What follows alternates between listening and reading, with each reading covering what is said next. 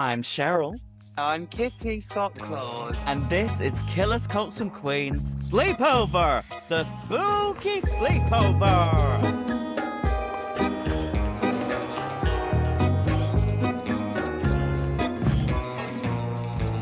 Hello, divas, and welcome to Killers, Cults, and Queens. It's time for the Spooky Sleepover, our bonus show. You know the drill by now, where we have a little catch up, a little gossip, a debrief, and talk about this week's episode and dive into what we have been lost in this week. Now, Nikki isn't with us right now because she is off getting married. She's going to the chapel, but I am joined with my sister, my global sensation, my globe-trotting extraordinaire. It's only Kitty. Hello, my darling. Finally. Hello. Thank you so much. I'm so excited to be here. I mean, it's only taken 15 minutes to get going, hasn't it? Oh, honestly, I hate technology. That's my rabbit hole this week. Bloody hell. But also, right, my internet went down yesterday. Because there was a Vodafone outage or something. And now it says it's got 5 bars of internet, but apparently bloody not because it keeps disconnecting. Look, it's just technology. That technology. That technology, let me tell you, I don't have a clue. I feel like it's been so long since I've seen you. It's been a couple of hours. Well, not quite a couple of hours, but literally a matter of days because we spent an entire week together last week, didn't we? We did. We were having a fabulous time over in Gran Canaria. Sunning ourselves, drinking all the mocktails. A fabulous time. It was just so much fun. I want to go back already. I'm literally, everyone I talk to about it, I'm like, I want to go back immediately. I don't want to be here in London. I don't want to be in the cold. I want. Oh, we were in t-shirts and shorts and vests, and I'm here in a winter jumper trying to keep it festive. So depressing. So depressing. But we did have a fabulous time. Me and Kitty were both booked to go out and do the Gran Canaria Ricky's Cabaret's Bar Winter Warmer Festival. And It was so fun. Had so much fun. It was wild. It was carnage. I sweated half of my face off. We had a laugh. We had so much fun. I literally, because you did the first set, Cheryl did like the first 20 minutes, and then I went and took over and did the next 20 minutes, and we were like doing it like that. And I remember like sitting backstage, looking at myself in the mirror, thinking, "Gosh, I'm pretty. Gosh, I look gorgeous." And then just hearing Cheryl over the mic going, "I've lost an eyelash," and then literally the fear of God like setting me, being like, "What's happened? Like, oh my God, what has gone on?" And then she walked off stage and she looked like she'd been down bloody Storm Force 10, like down the log flumes. I looked like somebody had chucked a bucket of water over me like Lavu did on Drag Race. Literally, that's what it was. It literally looked like that. But you know what? You looked like you were having fun. You know, maybe I'm just going to retire the moves like Jagger and I'm just going to do the step dig like Aretha. Oh, I think work smarter, not harder, babes. Literally, do a ballad. Kitty doing Chapel Roan. It's First word. They all know the words.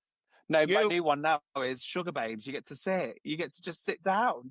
Someone get me a chair. I'm going to sing some Sugar Babes. Doesn't even have to be Overload. You can just do any of them and just sit down. And then people think, oh, you're doing a Sugar Babes song. Just sit down.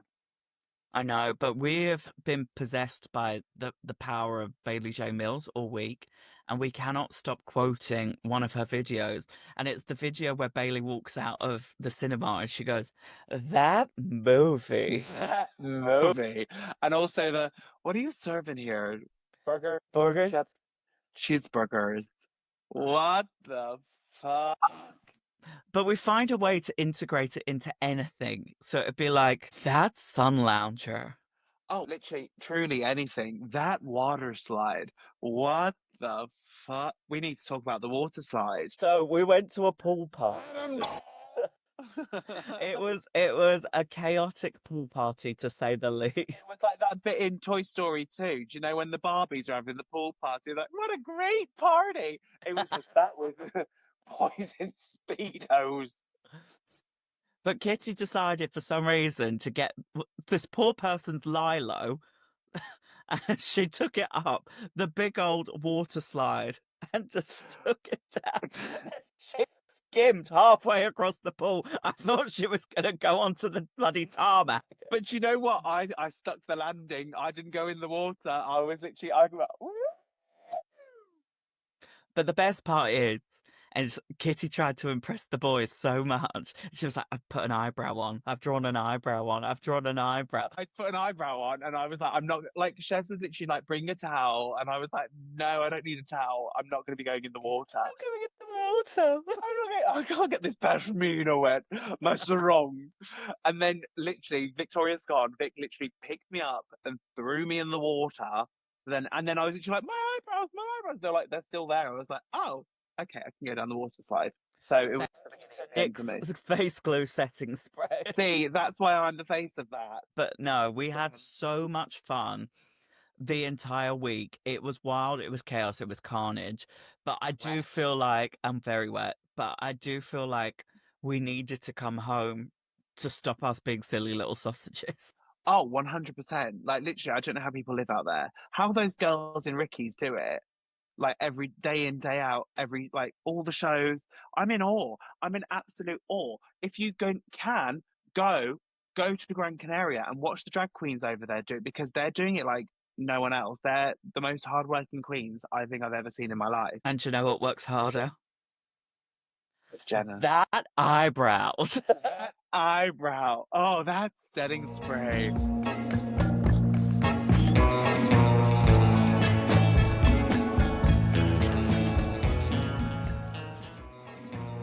Okay, so this week's case is a wild one. We covered the mysterious death of Ellen Greenberg back in 2011 that's been brought back up for retrial this year. And we do have an update for you in real time this week. But Kitty, I know you may not have listened to the episode, but No, this case... Oh, you did? I did. It was terrible. Really? It was heartbreaking. Oh my God. 2011, Ellen. Yeah, it really spoke to me. And this is why she's a sporadic guest on the podcast. But it was a mind-boggling case, Kitty, because this was a case between Ellen being in her apartment, her boyfriend going to go to the gym, came back 43 minutes later, couldn't get into the apartment, No. and she was in there dead, stabbed 20 times. Oh my God. Gosh, you just don't know what you're gonna do. But they ruled it as suicide. But if it was suicide, how'd you stab yourself 22 times? Same math thing. Well, that's why it got brought back to retrial. But we do have an update. As of yesterday of this recording, the court revealed that Ellen's death was ruled as suicide yet again. Now, Philadelphia's chief medical examiner, Dr. Lindsay Simon, released a new 32-page review reaffirming the 2011 finding. Now, she says that the evidence still supports suicide, citing no signs of forced entry, no defensive wounds, and no foreign DNA on the knife used in Ellen's stabbing. But Ellen's parents are rejecting this conclusion again, calling the reviewers deeply flawed.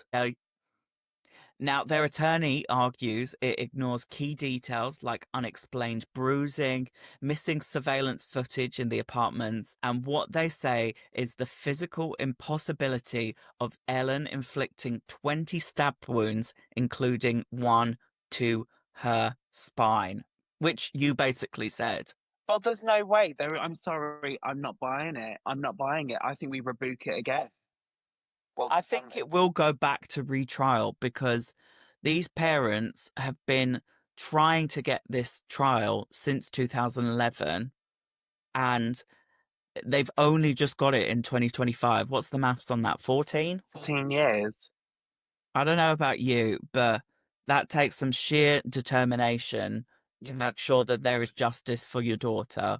Could you do that? Like, literally, oh my God, it literally gives me the willies to think about. Oh my God, that poor family. But at the end of the day, you will do anything for your family. That's the thing.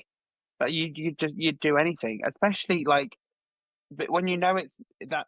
Sorry, like, objectively, Your Honor, speaking objectively, there is no way. Like 22 stabbing yourself 20 times or 22 times, regardless, like that's impossible. Like you can't just do that to yourself and then like where the other bruises come from then? Like what? And I think This case is truly baffling, and I think it's why I've been so intrigued by it for so long, because it is just so. The pieces don't mash together. I'm no puzzle master. Don't put a 1,000-piece puzzle in front of me, but I know I can easily see that this puzzle ain't going together. Well, exactly. But then, has this case been? How many times have they said, "Oh no, it's suicide"? How many times has that been the verdict? Too many times. But between you and I would do anything for my family, and I would do anything for you. Would you do the same for me? Absolutely, in a heartbeat. Oh my God, that is so sad. I was waiting for the answer to be no.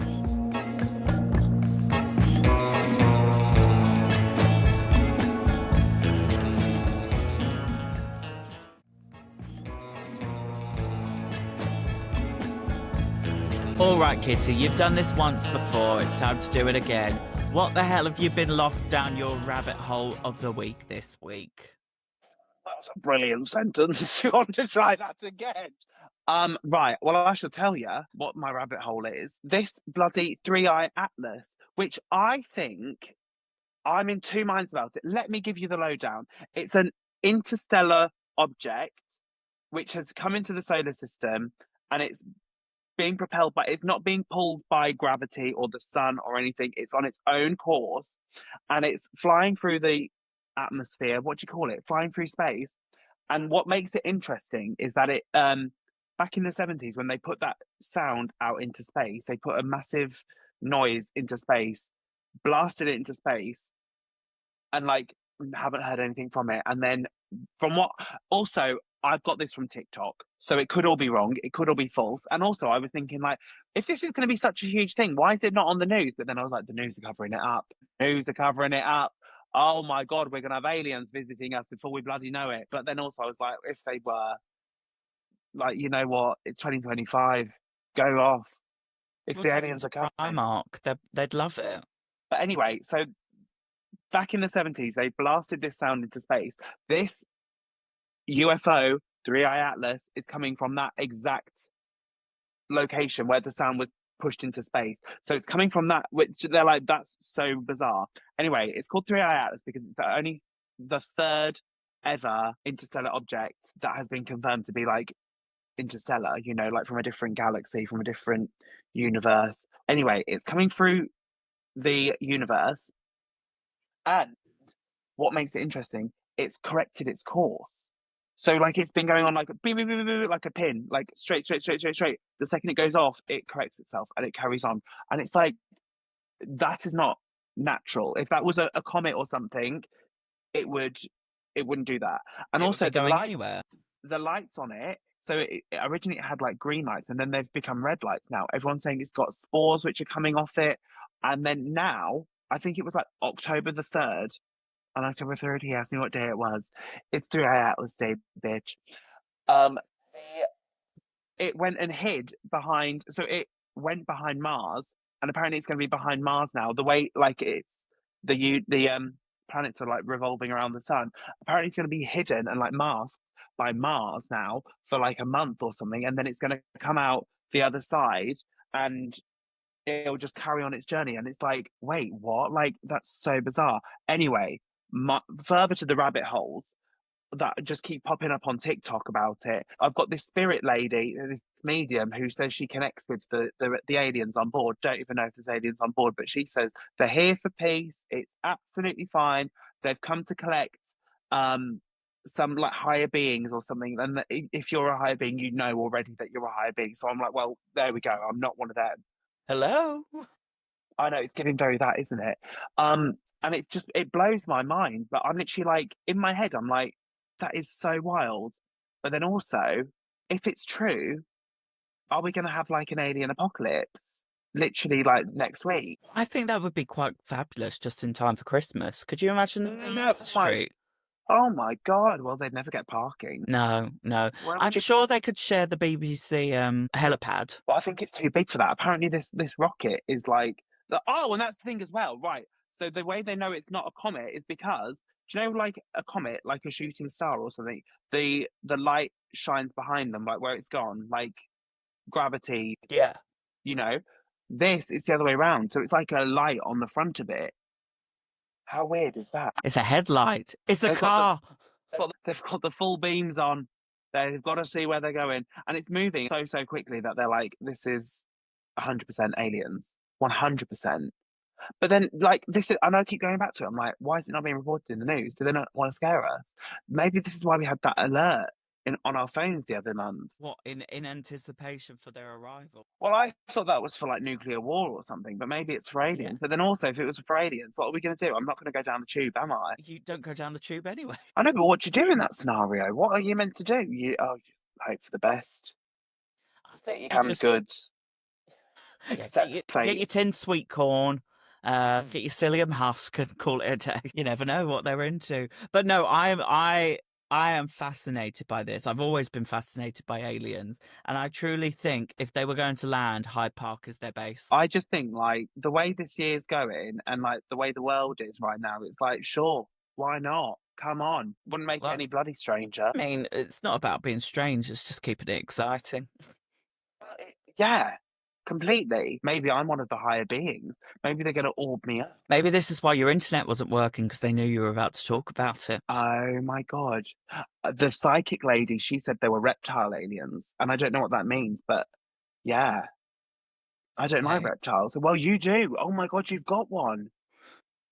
Not out of choice. Anyway, I cannot wait to see any further updates, and I cannot wait for the TikToks for you to send me. Let me ask you, has it come up on your TikTok? Because I've not sent them to anyone. Well, it hasn't, and I'm scared that now we've spoke about it, it's going to come up on everyone's. Yeah, it's going to come up, but I will be waiting eagle-eyed in amongst all the Mayhem Ball videos. But you want to know what I've been lost in? The life of a showgirl. You've been lost in it? I was in and out like a shot. Tell me. Okay, well, I'm not lost in the album as such, but that has fueled my rabbit hole of falling further down into the literal life of a showgirl, because I genuinely think showgirl vibes, showgirl life has been around for so long, but I didn't know where it actually originated from. Well, let me take you back there. Now, the life of a showgirl didn't just appear in a glittery haze in Vegas. Her story actually started back in Paris in the 1800s, in all the cabaret halls, in all the music venues, and it was the hottest ticket in town, with places like the Moulin Rouge getting the overtop costumes, the feathers, the corset, and the sparkles for days. But in true fashion, the American divas in the 1900s went, hey, we like that, and we're going to take it and put it on acid. Enter the New York Follies era, where the glamorous dancers of the Ziegfeld Dancers Brigade really began, and the modern showgirl blueprint began, poised, elegant, dazzling, and truly what we begin to know as the showgirls of today. But it's the Vegas showgirls that we know now, with the rhinestones, the headdresses, and the spectacles, that really screams the showgirl aesthetic that Taylor Swift is trying to do, but the showgirl aesthetic that Kylie Minogue will really truly achieve to this day. But I will always want to go back in my time machine and go experience the original OG showgirls. Now, would you class Taylor Swift as a showgirl? Because she's marketing cardigans as a showgirl aesthetic. Like, what? When does cardigans ever come into it? Maybe in the 1800s when they're cold, going home from bloody working the streets of Paris. But no, that is not the life of a showgirl. Do you know what? I like Taylor Swift. I enjoy her music. There, I said it. Me too. I'm being brave. I'm a Swiftie.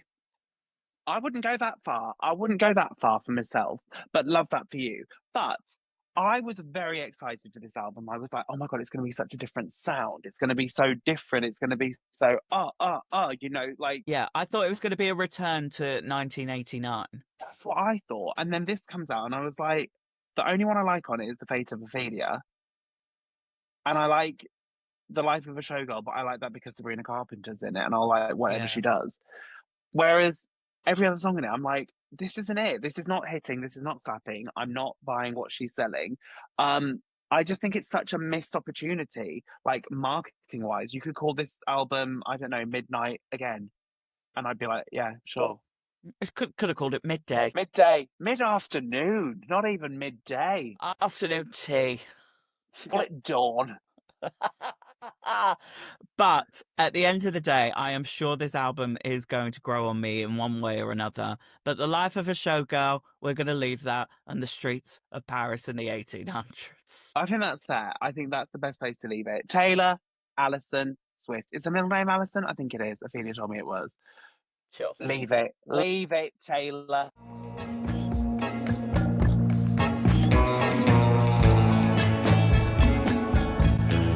Well, that's all for now, divas. Remember, you can get in touch on Instagram at Killers Cults Queens and come see us over on the YouTube. You can see our beautiful faces at Killers Cults Queens, where we're publishing every single episode every single week in full video format. And if you want your mitts on season 4 early, then make sure you join us over on the Patreon at patreon.com/Killers Cults Queens. Now, see you next time, and don't be a killer or join a cult. Just be an alien on the way to the UK. Goodbye. Wow, wow, wow.